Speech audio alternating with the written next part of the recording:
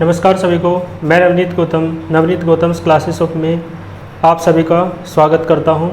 तो जैसा कि आप सभी जानते हैं, BSc BA BCom second year के लिए फाउंडेशन कोर्स संस्कृत की स्टडी हम लोग कर रहे हैं और उसमें मैंने आपके लिए महान विभूतियों की एक सीरीज चलाई है, जिसमें मैंने आपका एक लेक्चर लिया था, जिसमें मैंने आपको महान वैज्ञानिक और ज्योतिष शास्त्र के ज्ञाता, ठीक है, जिन्हें गणितज्ञ भी माना जाता है, उनका नाम आर्यभट्ट है ना, भारत में बहुत प्रसिद्ध है।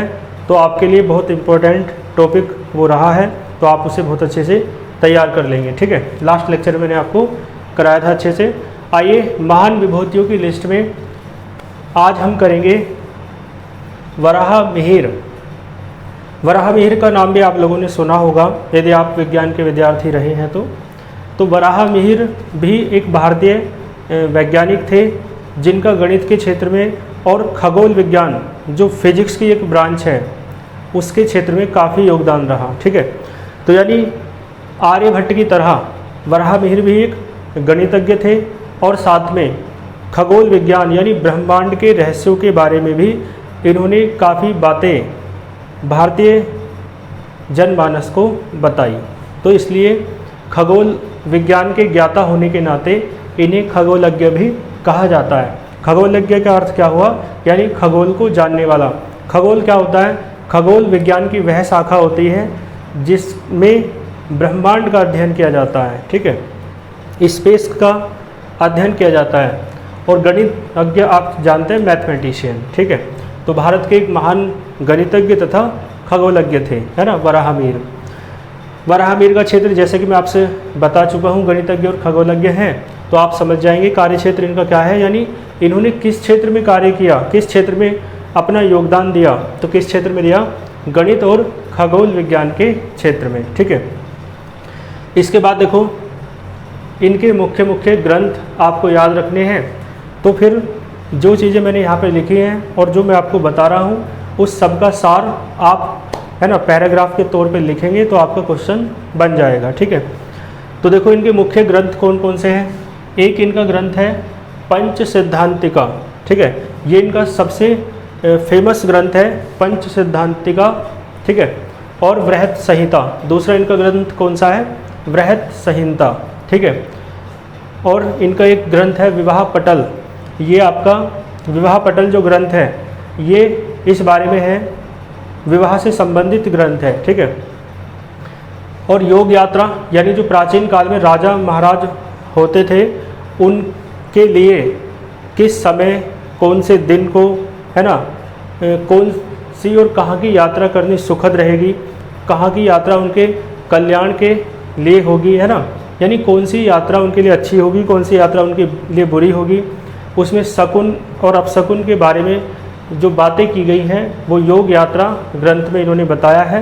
क्योंकि ये खगोलज्ञ थे तो ये जानते थे, खगोलज्ञ यानी खगोल विज्ञान के बारे में, यानी ज्योतिष के बारे में, कि ग्रहों का, नक्षत्र का, चंद्रमा, तारे, सूर्य, इन सब का पृथ्वी पर और मानव जीवन पर क्या प्रभाव पड़ता है, उस सब के बारे में बहुत अच्छे जानते थे। तो इसमें इन्होंने बताया, ठीक है, कि कौन कौन से तरीके से और किस किस समय यात्रा करना राजाओं के लिए उचित रहेगा।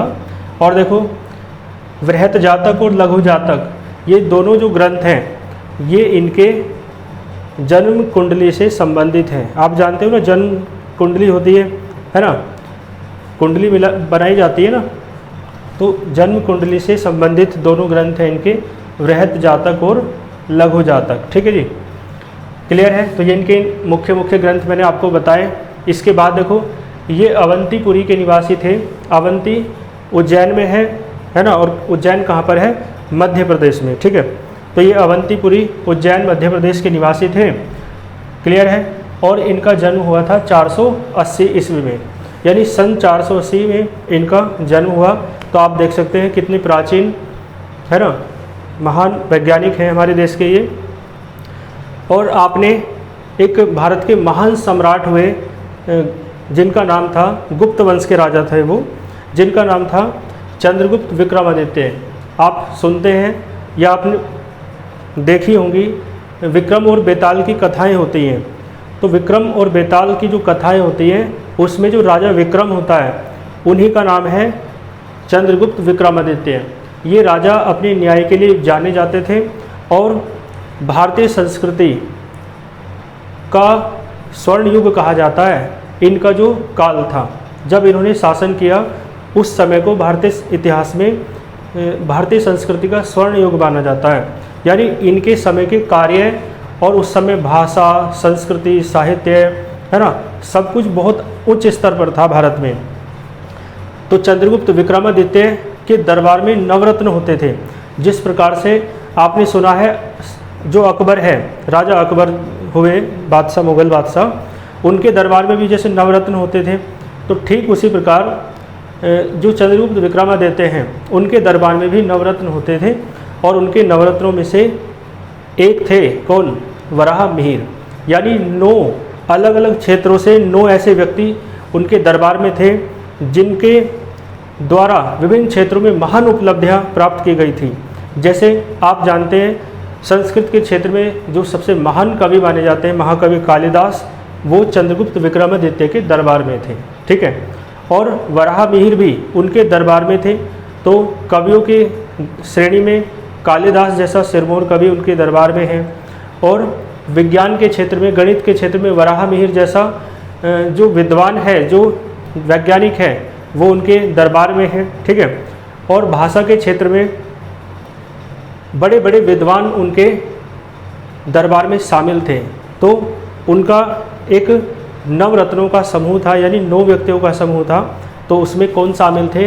अब हम फिलहाल जिनकी बात करें, वराह मिहिर उन नवरत्नों में से एक थे, ठीक है। तो चंद्रगुप्त विक्रमादित्य जो राजा न्याय के लिए ज़्यादा फेमस है इतिहास में, उनके दरबार में नवरत्न के रूप में ये कार्य करते थे वराह मिहिर, ठीक है। और इनका योगदान क्या है? तो इनका योगदान देखें, देखो संवत्सर का निर्माण। संवत्सर क्या होता है? मैंने बताया था आपको कि कैलेंडर 2 प्रकार के हैं, मतलब जो चलन में है ज़्यादा हमारे यहाँ। एक तो हमारा भारतीय कैलेंडर है जिसे संवत कहते हैं, और एक होता है सन, ईस्वी सन वाला जो है, जो अंग्रेजी कैलेंडर होता है, ठीक है। तो जो भारतीय कैलेंडर है वो कैसे बनता है, कैसे उसमें दिन तय किए जाते हैं, कैसे कैसे उसमें त्यौहार निकलते हैं, है ना। आप देखते हो ना, हर त्यौहार हर बार बदल जाता है।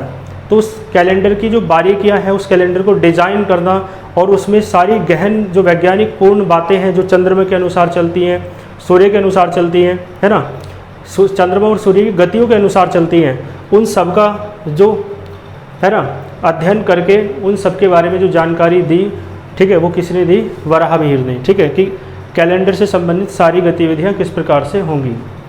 और उसके बाद मैंने बताया आपको ग्रहों की गतियाँ होती हैं, है ना, ग्रहण पड़ता है, सूर्य ग्रहण, चंद्र ग्रहण।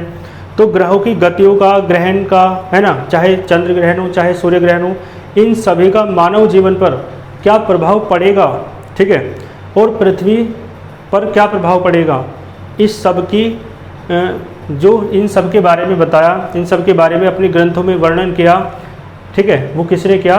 वराह मिहिर ने। तो इनका काफ़ी योगदान हमें दिखाई देता है, ठीक है।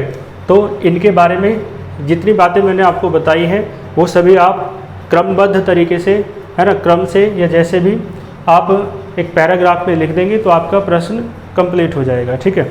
तो इन सभी बातों को अपने तरीके से लिख के, और बस मेन पॉइंट्स जो है आपको कुछ चीज़ें लर्न करनी है, जैसे कि इनके ग्रंथ हैं और निवास स्थान, है ना, जन्म वर्ष, और जो मैंने लिखा है बिल्कुल मेन ही लिखा है, सार लिखा है पूरा, और बाकी मैंने व्याख्या कर दी है, तो कुछ बातें सुन करके आपके याद रह जाएंगी। तो इस तरीके से आपका ये क्वेश्चन कंप्लीट हो जाएगा, ठीक है। तो वराह मिहिर के बारे में आज मैंने आपको पढ़ाया।